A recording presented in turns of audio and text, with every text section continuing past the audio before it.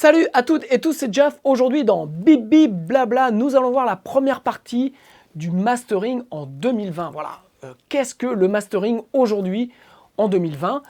Et donc pour cela, nous allons voir ça en deux parties. Donc voilà, donc en attendant le visionnage qui va être passionnant et très éducatif et très apprenant, comme le dit notre président, je vous invite à vous abonner à ma chaîne YouTube et à cliquer sur la petite cloche par-ci ou par-là afin d'être averti des prochaines vidéos. On se retrouve après le jingle pour voir donc cette première partie de mastering en 2020. Qu'est-ce que l'on doit attendre d'un mastering en 2020? A tout de suite.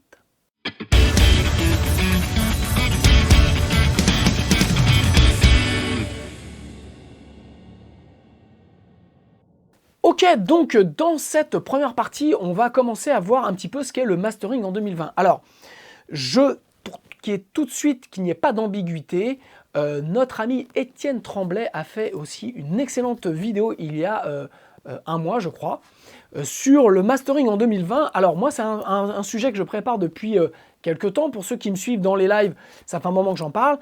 Et vlatipa qu'il y a moins d'un mois, Étienne Tremblay sort une vidéo et je me suis dit, bon bah, ça sert à rien parce que j'aime pas trop non plus voilà, faire ce que font les copains.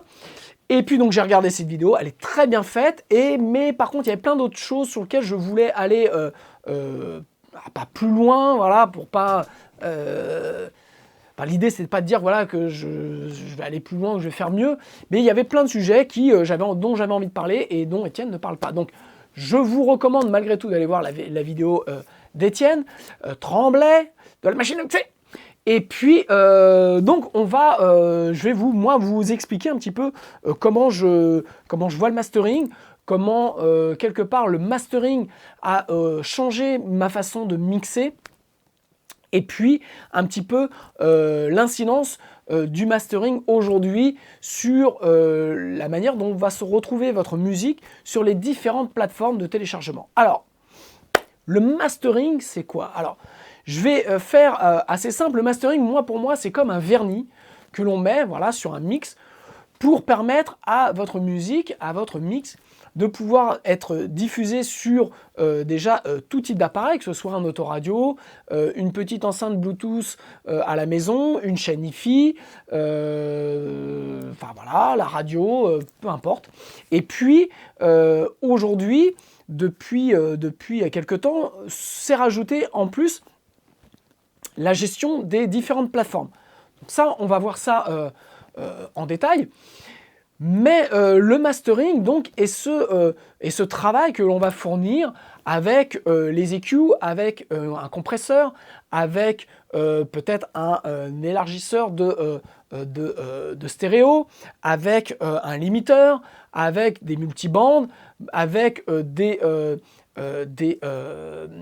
appareils type de distorsion, voilà, enfin voilà. C'est ce qui va nous permettre de faire ce vernis. Alors en fait, les outils ne sont pas si différents des outils qu'on utilise dans le mix. Forcément, il y a des compresseurs qui ont été plus étudiés pour le mastering, que par exemple, on ne va pas utiliser un 1176 ou un LA2A pour du mastering. On va utiliser d'autres types de limiteurs. Mais je ne vais pas rentrer aujourd'hui dans ces deux vidéos. Ça va pas être je ne vais pas vous faire un tuto sur comment on fait un master à la maison. Ce n'est pas l'objectif, puisque avant de faire ça, il faut déjà comprendre la finalité du mastering et à quoi sert le mastering. Donc vraiment, ces deux bibi blabla se focalisent uniquement pour ça et sur le résultat final. Voilà, c'est ça qui m'importe, puisque une fois que vous avez conscience du résultat final et des incidences de votre master sur le résultat final, vous allez forcément mieux comprendre ce que vous êtes en droit d'attendre d'un master et d'un mix. Voilà, parce que pour moi, les deux sont malgré tout indissociables. Alors, le master, à la base, si on remonte dans les années 70, c'était un procédé qui, ni plus ni moins, était un transfert d'un mixage, donc qui était bien souvent sur bande, et en fait c'était un transfert sur un support physique. Voilà, ça a été, c'est resté pendant longtemps. Donc le premier transfert, c'était sur du vinyle. Donc c'était comment une musique qui est sur une bande analogique, on va le transférer sur une galette en plastique pour être lu. Voilà, donc en fait, tout le travail du mastering était de respecter, je dirais, les sillons et respecter une plage de fréquences et un volume pour éviter notamment que les basses fréquences dégueulent sur les sillons à côté. D'ailleurs, pour ceux qui sont comme moi, qui sont les plus vieux, moi, ça me marquait toujours. Oui, c'était quelque chose que j'avais remarqué quand j'étais môme. C'est-à-dire que vous ne pouviez mettre comment ça s'appelle le saphir, je crois que ça s'appelait comme ça, hein, sur le début du CD. Ça tournait, donc il y avait du blanc, mais on entendait malgré tout un petit peu ce qui arrivait après. En fait, c'était parce qu'il y avait eu sur le transfert, voilà, certaines fréquences avaient débordé un petit peu, comme quand vous mettez de la pâte à gâteau dans un moule et que ça finit, vous en mettez trop, ça finit par déborder. Ben là, c'était la même chose, et donc on avait un petit peu comme des fréquences fantômes. On entendait un petit peu avant ce qui allait se passer après. Je ne sais pas si ça vous parle. En fait, ça me revient là juste en parlant. C'était le truc où je me disais, mais comment ça se fait que j'entends avant? C'est un volume très très faible. Et puis ensuite, après, il y a la musique qui arrive. Bref, le mastering a toujours été à la base une histoire de transfert. Normalement, dans les années 70, il n'y avait déjà pas d'ingé. Enfin, il n'y avait pas ce qu'on appelait les mixeurs, c'était les personnes qui enregistraient, faisaient après une mise à plat. Les niveaux étaient assez bas, puisqu'en fait, on fonctionnait au VU-metteur, donc on était vraiment dans des volumes type analogique, et donc en fait, le transfert, donc ces volumes VU-metteur étaient aux alentours de, aujourd'hui, si on le transfère en numérique à moins 18 dB LUFS, grosso modo, et ensuite, donc c'était transféré. Donc le mix était fait un petit peu, bien souvent, à plusieurs, parce qu'il n'y avait pas encore des automations. Les automations sont arrivées notamment sur les SSL dans les années 80. Voilà, ça a été la révolution. Mais dans les années 70, les consoles n'avaient pas d'automation. Donc, en fait, bien souvent, le mec qui mixait, après, il disait aux musiciens, tiens, à ce moment-là, paf, tu montes un peu les faders. Voilà, ils étaient à plusieurs doigts sur les consoles pour bouger les faders. Bref, le mastering sur le vinyle était déjà un transfert, donc, sur ce support. Ensuite, dans les années 80, pour ceux qui ont connu ça, moi j'ai connu ça, l'arrivée du CD, donc le master était un autre type de transfert, puisque là, cette fois-ci, c'était plus sur un vinyle, donc c'était sur un CD, donc on passait par un glass master, c'était comme un moule, un moule dans lequel étaient imprimées les données, donc cette fois-ci numériques, c'était des 0 et des 1, et moi je me souviens, la première fois que j'ai vu la démo, petit aparté du CD, c'était là à Pontoise, il y avait un vendeur notamment de Bang & Olufsen, voilà les sonos, et il avait donc les premières platines CD, donc il y avait du Philips et il y avait du BO, et donc il montrait, je me souviens, j'étais gamin, et il avait pris le CD, il l'avait mis par terre, il marchait dessus, il l'avait remis, et hop, ça marchait encore. Et en fait, il nous vantait les mérites que c'était tout est fait en numérique, c'était enregistré en numérique, c'était transféré en numérique. Bon, bref, après, on s'est rendu compte quand même qu'à l'époque, le tout numérique, c'était pas encore ça, mais on s'en fout. Donc le mastering, à ce moment-là, le truc, c'était de transférer de l'analogique en numérique sur le Glass Master, donc sur le moule qui allait permettre d'imprimer tous les CD. Et dedans, en fait, sur le mastering, on avait, sur les CD, on pouvait mettre donc ce qu'on appelait des métadonnées, des métadatas, qui étaient des informations, puisque tout était numérique, donc on pouvait mettre la durée du morceau, on pouvait mettre donc le titre, qui apparaissait un petit peu après partout, on pouvait mettre les données des auteurs, compositeurs, enfin voilà, tout ce qui est métadonnées. Alors à l'époque, si je dis une connerie, vous me prenez, mais moi à l'époque j'étais juste gamin, donc je ne sais pas si on mettait encore les codes ISRC, si on mettait encore les noms des auteurs-compositeurs, bref, vous m'avez compris, le mastering était ni plus ni moins un transfert de s'assurer que le son était bien transféré sur un support. Et puis au fur et à mesure, je vous fais le simple quand même, et au fur et à mesure, le mastering a évolué, et puis il est arrivé, ce qui devait arriver, c'est qu'on est arrivé rapidement à ce qu'on appelle la loudness war, c'est-à-dire qu'on a commencé grâce à l'évolution du numérique et notamment grâce à l'évolution des outils numériques, on s'est aperçu que en fait, autant dans l'analogique, il y avait des endroits où on ne pouvait pas trop aller, autant on s'est aperçu que voilà, on pouvait monter, et pour arriver, on avait le 0 dB LUFS, donc qui était le zéro absolu. Au-dessus, c'est que de la distorsion numérique, il n'y a rien. Et donc en fait, de moins 18, qui était le niveau des sorties des vinyles, des mix, on s'est aperçu qu'on avait encore de la marge. Et puis en fait, je vous la fais très courte. En référence, les albums des années 80 étaient aux alentours de moins 18, moins 16. On a eu Nirvana début des années 90, où on était aux alentours de moins 16, moins 14, donc on montait progressivement. Et puis en fait, grâce à l'évolution technologique, on a pu comme ça aller beaucoup plus loin, et en fait on est passé rapidement au début des années 2000 à des moins 5, moins 6. Voilà, donc on va voir ça en exemple après.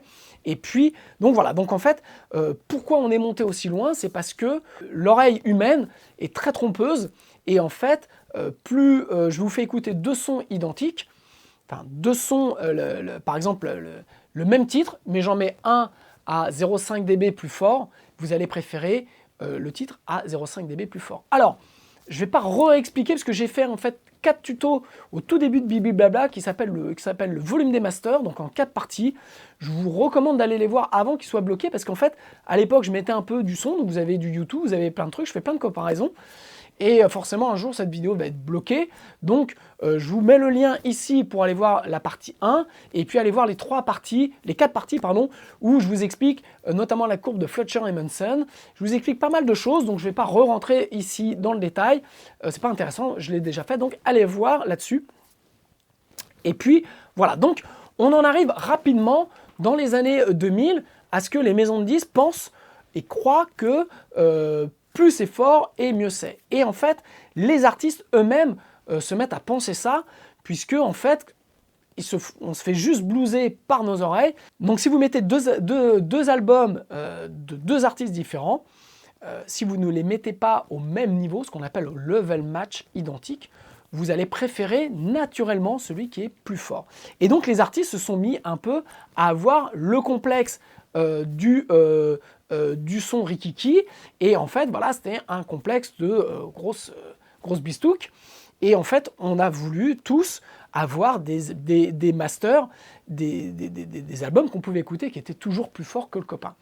Et en fait on est parti en vieille cacahuète, parce que on a complètement dénigré la qualité du mixage, on a complètement dénigré la qualité artistique, la qualité des prises guitare, la qualité des prises voix, pour n'être omnubilé que sur le résultat final qui était le master, et qui était quelque chose qui devait être très fort. Donc pour ça, on va regarder tout de suite un site qui est super intéressant, qui s'appelle loudnesswar.info, donc on va regarder ça tout de suite.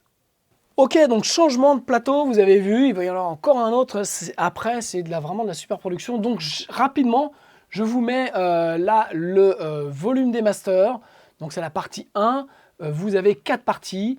Je vous recommande sincèrement, si vous avez un peu le temps, d'aller voir, puisque ça, c'est pour moi, c'est la base de tout travail de home studio ou de studio, pour comprendre réellement ce qu'est le son, et pour vous permettre de faire le tri dans ce que vous écoutez partout. Voilà, donc ça c'est un petit peu, je pense, la Bible. Donc, ce que je voulais vous montrer, c'est ce site-là qui est super important, qui s'appelle donc Dynamic Range DB, donc le loudnesswar.info. Donc vous tapez loudnesswar dans Google et vous allez tomber sur ce site. Et en fait, ce site référence absolument tout, beaucoup d'albums, avec vraiment la manière dont ils ont été travaillés. Donc le Dynamic Range, pour faire simple, c'est un petit peu l'écart entre le volume moyen et le pic. Donc plus vous avez un chiffre qui est élevé, plus vous avez de dynamique. Plus vous avez un chiffre qui est proche de 0, moins vous avez de dynamique. Donc vous vous rendez bien compte, si je prends par exemple là, sur la première page, entre le Mark Knopfler, l'album Call qui date de 97, ou le Dynamic Range médian, on va dire, est de 14, donc avec des pics à 10 et un bas à 19, vous avez une amplitude assez importante. Si vous prenez par exemple le Glenn Hughes Resonate, vous voyez, vous n'avez aucune dynamique. C'est-à-dire que là, tout est écrasé, tout est compressé. Donc voilà. Ce qui est intéressant, ce qui est drôle, c'est par exemple de taper, on va prendre, prenons Metallica, puisque c'est quand même par Metallica aussi que les choses sont arrivées. Notamment, vous prenez le Death Magnetic, vous voyez, le Death Magnetic est l'album, un des albums les plus forts. C'est-à-dire qu'on est proche du zéro, ça tape tout le temps. Voilà, c'est tout le temps à balle. Et si vous prenez leur, par exemple, leur plus grosse vente, leur album référence qui est le Black Album, alors il est où le Black Album? Il est où? Il est où? Il est où? Bah, il s'appelle peut-être juste Metallica, voilà, c'est celui-ci. Donc, on va prendre, voilà, Metallica, ouais, mais 2013, c'est un CD, donc il a été peut-être remasterisé. 2016, voilà, et donc là, hop, vous avez en plus ces différentes versions, vous avez les dates, c'est ça qui est intéressant, il faut regarder, c'est les dates, par exemple, je vous montrerai dans la prochaine partie, si on prend, on va voir, je vous en parle juste après. Alors, moi, ce qui m'intéresse, c'est le Black Album, sorti de 91, 92, et voilà, 91. Voilà, ça c'est le Black Album, peut-être qu'il est sorti, peut-être que moi je l'ai connu quand il est sorti en 91, la claque qu'on s'est pris.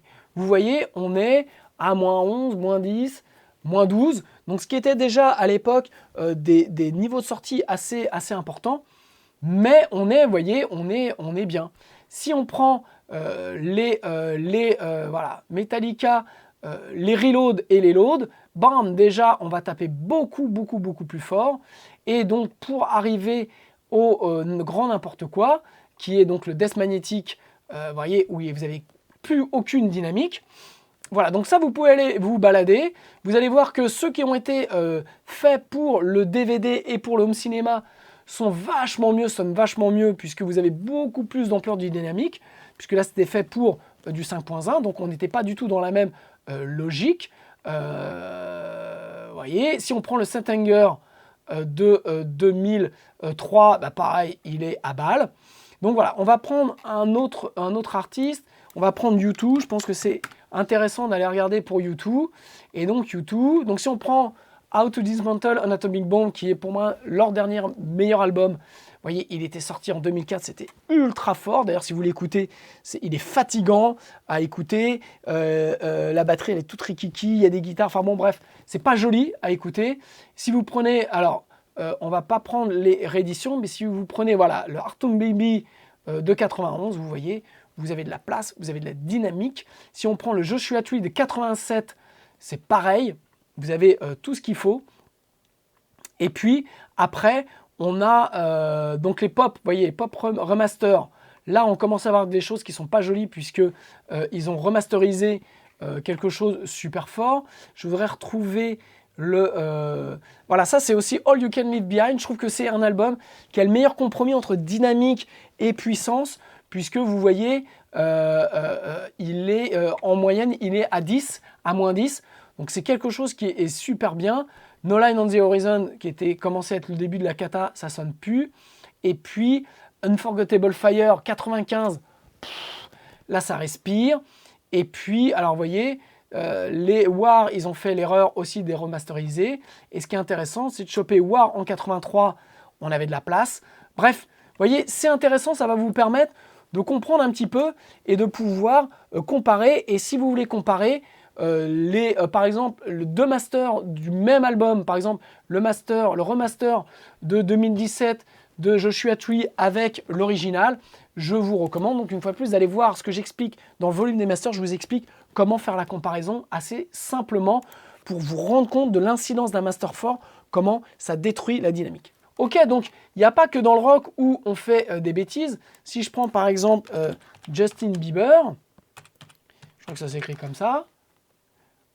Hop, voilà, Justin Bieber, regardez ses albums, la gueule de tous ses albums, de 2012 à 2020, il a sorti que des albums qui étaient super forts. Voilà. Donc, si vous comparez Justin Bieber avec des vieux albums de Metallica ou des vieux albums ne serait-ce que de Motorhead, vous allez vous rendre compte que Justin Bieber est plus fort. Mais alors, ça veut dire, est-ce que Justin Bieber est vraiment plus fort? Est-ce que ça veut dire que Lemmy est moins viril que Justin Bieber? Je sais pas, mais le doute m'habite, comme on dit. Mais voilà, je compare vraiment des masters forts à un syndrome de Stouquette, quoi. Vraiment, c'est un concours de beats où on essaye d'avoir vraiment la plus grosse par rapport à ses copains artistes, et c'est vraiment du n'importe quoi. Donc, allez jeter un œil sur ce site, vous pouvez taper n'importe quel artiste, on va regarder Pink Floyd. Vraiment, je tiens, le travail qui a été fourni là-dessus est ultra important. Vous voyez, regardez les Pink Floyd, vous avez du vert, vous avez voilà, c'est de temps en temps, vous avez voilà, le remaster de 2011 de The Wall. Bon, ils ont été tapés un peu fort. Et bien souvent, c'est que les remasters qui sont pas bons. Voilà, Delicate Thunder, moi j'ai le CD que j'ai acheté à l'époque. Voilà, le remix de 2019, bah forcément, ils sont sentis obligés de faire les gorets. Et vous voyez, pareil, Dark Side of the Moon 2019, bam. Alors moi, je crois que j'ai cette version-là. J'ai les deux versions. Et puis, vous voyez, si vous prenez Dark Side of the Moon de 93, donc il est encore pas trop mal. Et là, en 92, c'est plus ça. Et on va essayer de trouver... on va essayer de remonter, voilà. 85, The Wall 85. Alors là, bon. Je pense que c'est un pic. Pour le coup, là, il doit y avoir un pic. Et bref, voilà. Vous avez... Alors, il y en a un paquet, hein. On va pas tous les faire. Mais voilà, l'idée, c'est que vous pouvez aller comparer. Vous prenez un artiste que vous aimez et pour essayer de comprendre un petit peu quel est comment a évolué la discographie et est-ce que vous aimez mieux les albums qui sont forts ou pas? Est-ce que c'est ça qui a été... Je prends Rage Against the Machine. Hop. Voilà. Donc, on prend, vous voyez, l'album de 92 donc en CD. Donc, on a quand même, malgré tout, ça va taper à -8, mais on a vraiment beaucoup de dynamique dans cet album. Moi, c'est un album qui est référent pour moi parce que je trouve qu'il est, il est vraiment bien mixé, il est vraiment bien masterisé. Donc voilà, donc vous pouvez aller jeter un œil là-dessus. Vous allez en apprendre beaucoup. Vous voyez, le 93 de Killing the Name, vous êtes vraiment dans des choses où ça respire, où il y a de la dynamique. Donc ça, c'est super important. Donc voilà, donc ça, c'est un très bon outil. Et puis, si vous voulez aller donc plus loin, je le redis encore une fois, j'ai 4 tutos sur Bibi Blabla. Vous pouvez aller les regarder pour comprendre un petit peu mieux. Retour au plateau précédent. Donc, on voit bien avec ce site qui est vraiment une mine d'informations que, en fait, il y a une énorme disparité sur les volumes des masters. Et au final, on se rend compte aussi, ce qui est intéressant, c'est que les ventes ne sont pas liées à un master, contrairement à ce qu'on pensait pendant tous les années 2000, et je dirais ça a duré jusqu'à 2015. Alors il y en a qui y croient encore, mais ça on va voir après que c'est une énorme connerie. C'est bien souvent une méconnaissance, un problème d'éducation, je dirais. Voilà, dans les années 2000, on a tous pensé que plus c'était fort et mieux c'est. Et c'est vrai que moi, je m'étais fait la remarque à l'époque, et on va voir dans un exemple, notamment quand est sorti le deuxième album de Linkin Park. Je pense que c'est un album qui a été un peu le point angulaire pour le métier du disque. Donc c'est l'album Meteora de Linkin Park qui est sorti en 2002-2003, si je dis pas de bêtises. Et vraiment, ça a été... je pense que même si avant les Linkin Park, les Limp Bizkit étaient assez forts, on a eu à ce moment-là, vraiment début des années 2000, tout qui était vraiment le point culminant de l'industrie du disque. C'est le début des années 2000, juste avant la chute, ça a été là où l'industrie du disque a gagné le plus d'argent. Il y avait Eminem, il y avait Limp Bizkit, il y avait Linkin Park, voilà, on était dans le néo-metal, il y avait le hip-hop qui commençait à devenir, qui était sorti de l'underground, donc qui pétait. Et en fait, il y avait Britney Spears, il y avait tous ces trucs-là, quoi. Il y avait vraiment des genres à tout va. Et en fait, ça gagnait du blé. Et en fait, les maisons de disques ont commencé à se tirer la bourre en se disant, celui qui allait avoir l'album le plus fort allait remporter un peu la martingale. Et donc, on va voir le Linkin Park, Meteora. Moi, je me souviens quand il est sorti, je l'écoutais. Alors, j'avais une vieille 106, mais j'écoutais plein d'albums dessus, notamment les Rage Against the Machine, des trucs comme ça. Et en fait, quand il est sorti, c'était wow, putain, j'étais là dans ma 106, ça sonnait ultra fort, mais en même temps, c'était. Je me souviens, je faisais 200 km, je mettais à volume assez conséquent, parce que dans la 106, ça faisait quand même du bruit, quoi. La 1.6, elle ramonait en termes de décibels le moteur, quoi, surtout quand on roule à 140. Et donc, il fallait mettre l'autoradio assez fort, et en fait, j'avais mal au crâne, quoi. Et c'est là où, en fait, j'ai commencé à me dire, mais c'est bizarre, parce que, ouais, ça sonne fort, mais putain, ça fait mal au crâne, quoi, écouter ces albums. Et bref, on était vraiment là-dedans. Et puis est arrivé ce qui arriva, les maisons de disques, donc il y a eu la crise du disque, notamment à cause de Napster, ou grâce à Napster, je ne sais pas encore. Et puis après, s'est développé Spotify, Deezer et toutes les iTunes, bien entendu, et on a commencé à consommer la musique différemment. Et puis donc il s'est passé ce qui devait se passer, c'est que même sur YouTube, bref, sur toutes les plateformes de diffusion, les gens commençaient à se plaindre entre les niveaux entre un album des années 70 et un album qui sortait là récemment, puisqu'ils étaient super forts. Et donc ce que ces plateformes ont fait, et je pense que c'est la meilleure chose qui soit arrivée à la musique et à l'industrie du disque, sincèrement, c'est qu'ils ont normalisé. Voilà. Donc en fait, ils se sont dit, ah ouais, en fait, il y a trop de disparités, c'est pas possible de passer d'un Pink Floyd à Linkin Park, donc on va mettre tout le monde au même niveau. Donc chacun a pris des algorithmes dont on ne connaît pas vraiment la substance, mais voilà, il y a notamment le site Loudness Penalty qui vous permet de pouvoir voir, donc ça, on va voir ça dans un deuxième temps. Et je vais vous expliquer moi notamment comment je travaille là-dessus. Et puis, vous avez donc les plateformes qui ont chacun choisi un algorithme par rapport au pic et par rapport au RMS, pardon. Et en gros, YouTube est à moins 14 dBUFS, iTunes est à moins 16, Spotify doit être aussi à moins 14, moins 13. Bref, les titres, quand ils sont passés sur chaque plateforme, passent dans un algorithme qui, si le titre dépasse le volume autorisé, on va dire, donc de moins 14 ou moins 12, le descend. Et donc, ça a changé toute la donne, puisque, en fait, aujourd'hui, on ne consomme la musique que comme ça, très peu en CD, puisque les ventes, je dirais, de support physique sont quasiment, je dirais, inexistantes aujourd'hui, même s'il y a encore des aficionados qui veulent acheter leur CD, ou le vinyle, mais on sait que le vinyle, c'est aussi un phénomène de mode, c'est un phénomène un peu, je dirais, un peu branchouille aussi, et donc qui ne touche qu'une minorité. Même si ça a permis à l'industrie de pouvoir regagner de l'argent en ressortant des vieux vinyles et tout ça, mais on sait très bien que ce n'est pas le gros de la consommation. Le gros de la consommation aujourd'hui, c'est l'abonnement, c'est le streaming.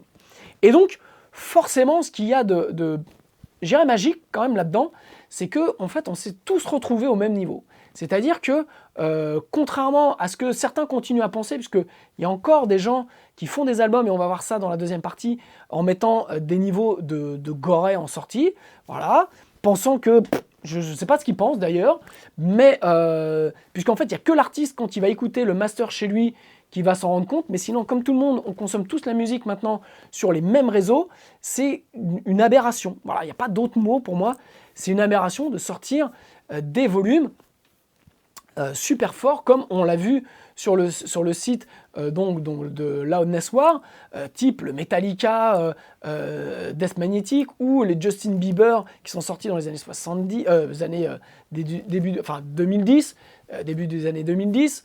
Voilà, les remasters, je repense notamment début des années 2010, ils ont remasterisé les U2, notamment Joshua Tree, tout ça. C'était dégueulasse puisqu'en fait ils ont mis des sorties, donc ils ont remonté les volumes à balles.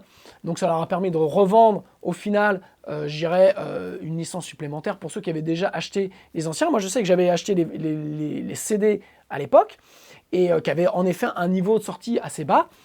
Mais là, les remasterings, c'était une horreur puisque en fait, le mix n'a pas été fait dans l'esprit et en fait, ils sont préoccupés que de mettre un niveau de port. Alors en fait, comment on y arrive? C'est-à-dire qu'il y a un moment, en fait, le son, c'est une vibration, c'est acoustique et en fait, dans le numérique, on peut passer outre, notamment grâce aux limiteurs, ce qu'on appelle les brick wall limiters, entre autres, qui sont brick wall, donc vous imaginez un mur, et donc le mur, on va dire, c'est le 0 dB LUFS, sur lequel on va pousser les choses, et puis voilà, on pousse, et en fait, tant que vous voulez, vous pouvez monter, et en fait, votre dynamique va se retrouver écrasée. Donc ça, je le redis, je l'explique, je pense pas trop mal dans le volume des masters, donc qui est en 4 parties, donc je vous recommande d'aller les voir.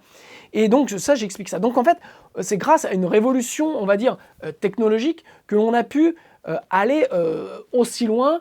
Et donc, l'évolution technologique des outils, couplée au fait qu'on pense, nos oreilles nous font croire que plus c'est fort, mieux c'est, on s'est tous un peu plantés. Et en fait, ce qui s'est passé, c'est que plus on poussait le volume, et en fait, plus quelque part, le mix, enfin, sincèrement, que ce soit bien ou mal mixé, on s'en foutait un peu parce que, enfin, vraiment, j'exagère là sur ce point de vue, mais quelque part, ce qui était important, c'était d'avoir quelque chose qui sonne fort. Et en fait, aujourd'hui, on se retrouve encore aujourd'hui, et depuis quelques années, avec des personnes, je pense, qui font du son, qui ne maîtrisent pas forcément, et qui mixent par exemple dans un limiteur, ou même qui maintenant mixent et masterisent tout en un bloc, puisque c'est plus simple, et donc ils poussent tout à balle, et donc ils se retrouvent avec des niveaux super forts, mais le piège aujourd'hui, c'est que comme notre musique, elle est consommée sur YouTube, sur Deezer, sur Spotify, bref, sur des plateformes qui normalisent ce que l'on renvoie, la musique qu'on on leur envoie, eh bien, en fait, c'est là où ça change tout. Et donc, c'est ce qu'on va voir dans la prochaine partie, c'est-à-dire je vais vous montrer un petit peu un moyen simple de vous faire une idée réelle de si vous aimez ou pas la prod. Au final, quelque part, que ça sonne fort ou que ça sonne pas fort, on s'en bat les couettes. C'est simple, puisqu'en fait, on écoute tous la musique maintenant sur le même tuyau, dans le même réseau.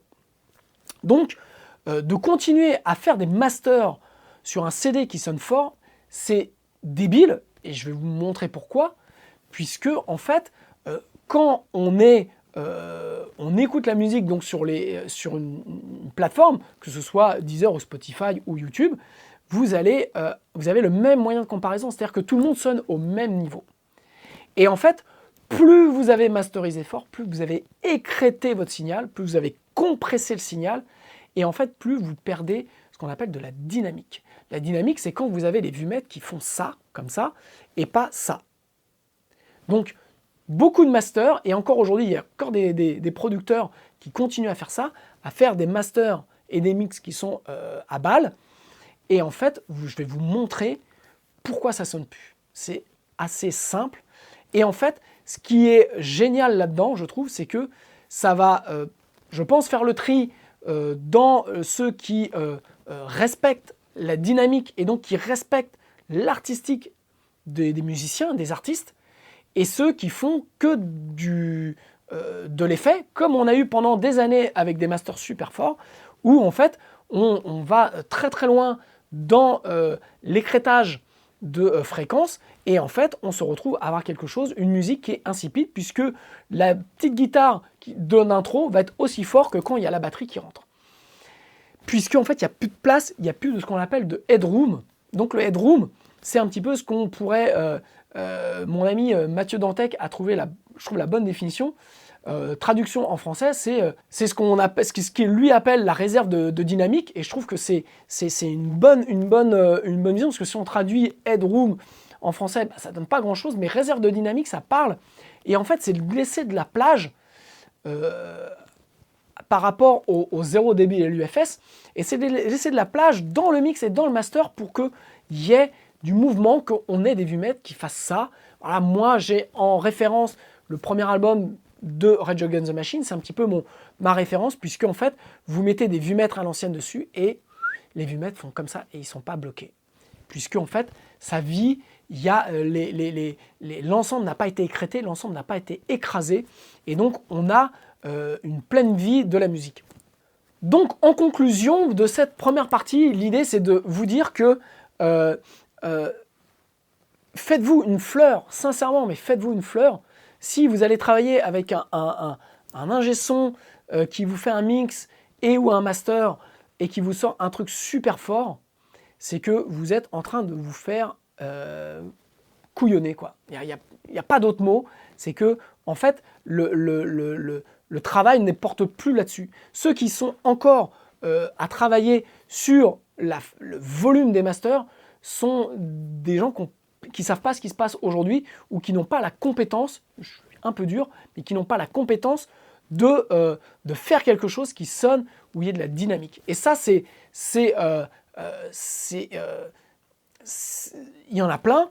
Et ce qui est bien aujourd'hui avec cette uniformisation, on va dire, de la musique telle qu'elle doit être écoutée et consommée, c'est que ça remet en avant des vieilles prods, ça remet en avant vraiment la compétence d'ingé son qui, pendant des années, on leur a demandé quelque part de faire du très fort.